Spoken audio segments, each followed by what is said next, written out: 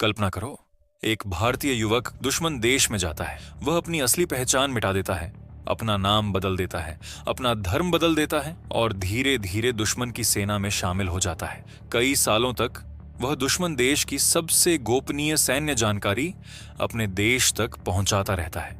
लेकिन एक दिन उसका राज खुल जाता है और फिर शुरू होती है एक ऐसी कहानी जो जासूसी की दुनिया की सबसे दर्दनाक कहानियों में गिनी जाती है। ये कहानी है भारत के जासूस रविंद्र कौशिक की, जिसे भारत की खुफिया एजेंसी ने कोड नाम दिया था, ब्लैक टाइगर। रविंद्र कौशिक का जन्म राजस्थान के श्रीगंगानगर में हुआ था। वह एक साधारण मध्यम वर्गीय परिवार से आते थे। उनके पिता भारतीय वायुसेना में काम करते थे। रविंद्र बचपन से ही पढ़ाई में अच्छे थे और उन्हें नाटक और अभिनय का भी बहुत शौक था। स्कूल और कॉलेज में वह अक्सर थिएटर में हिस्सा लेते थे। उन्हें मंच पर अलग अलग किरदार निभाना बहुत पसंद था, लेकिन शायद उन्हें खुद भी नहीं पता था कि यही हुनर एक दिन उन्हें भारत का सबसे बड़ा जासूस बना देगा। 1970 के दशक में एक सांस्कृतिक कार्यक्रम के दौरान रविंद्र कौशिक ने एक नाटक में हिस्सा लिया। इस नाटक में उन्होंने पाकिस्तानी सैनिक का किरदार निभाया। उनकी एक्टिंग इतनी शानदार थी, वहां मौजूद कुछ लोगों का ध्यान उनकी ओर गया। बताया जाता है कि उन लोगों में भारत की खुफिया agency research and analysis wing के अधिकारी भी मौजूद थे।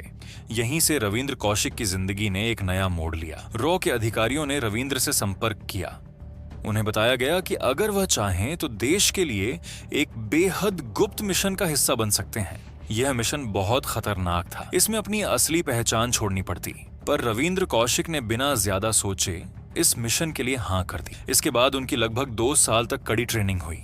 रॉ ने उन्हें कई तरह की ट्रेनिंग दी, जैसे उर्दू भाषा सीखना, पाकिस्तान की संस्कृति समझना, नकली पहचान के साथ जीना, गुप्त जानकारी इकट्ठा करना। उन्हें यह भी सिखाया गया कि अगर कभी पकड़े गए तो कैसे व्यवहार करना है। धीरे धीरे रविंद्र कौशिक अपनी असली पहचान से बिल्कुल अलग व्यक्ति बन गए। ट्रेनिंग पूरी होने के बाद उन्हें एक नई पहचान दी गई। अब उनका नाम था नबी अहमद शकीर।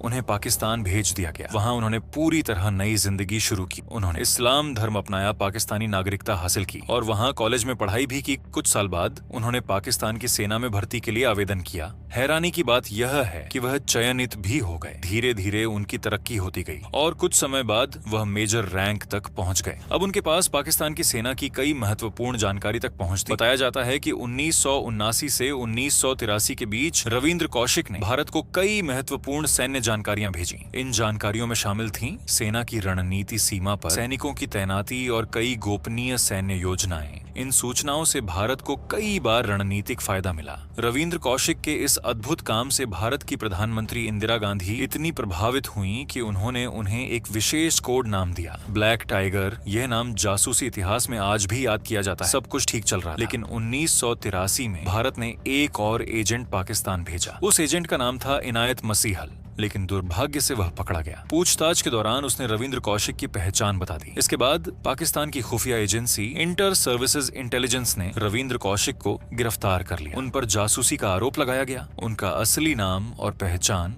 दुनिया के सामने आ गई। पाकिस्तान की अदालत ने उन्हें मौत की सजा सुनाई, लेकिन बाद में यह सजा बदलकर उम्र कैद कर दी गई। इसके बाद उन्हें पाकिस्तान की कई अलग अलग जेलों में रखा गया। बताया जाता है कि जेल में रविंद्र कौशिक ने करीब 18 साल बिताए। उन्होंने अपने परिवार को कई पत्र भी लिखे। एक पत्र में उन्होंने लिखा था, अगर मैं अमेरिका के लिए जासूसी करता तो शायद मुझे हीरो माना जाता, लेकिन भारत में जासूसों को अक्सर भुला दिया जाता है। 2001 में पाकिस्तान की जेल में ही उनकी मौत हो गई। उनकी मौत की खबर जब भारत पहुंची तो बहुत कम लोगों को इसके बारे में पता था। आज भी रविंद्र कौशिक की कहानी जासूसी इतिहास की सबसे रहस्यमयी और दर्दनाक कहानियों में गिनी जाती है। रविंद्र कौशिक की कहानी हमें यह याद दिलाती है कि देश की सुरक्षा के लिए कई लोग अपनी पूरी जिंदगी कुर्बान कर देते हैं। वे इतिहास के पन्नों में शायद ज्यादा दिखाई नहीं देते, लेकिन उनके बिना कई युद्धों का परिणाम शायद अलग होता।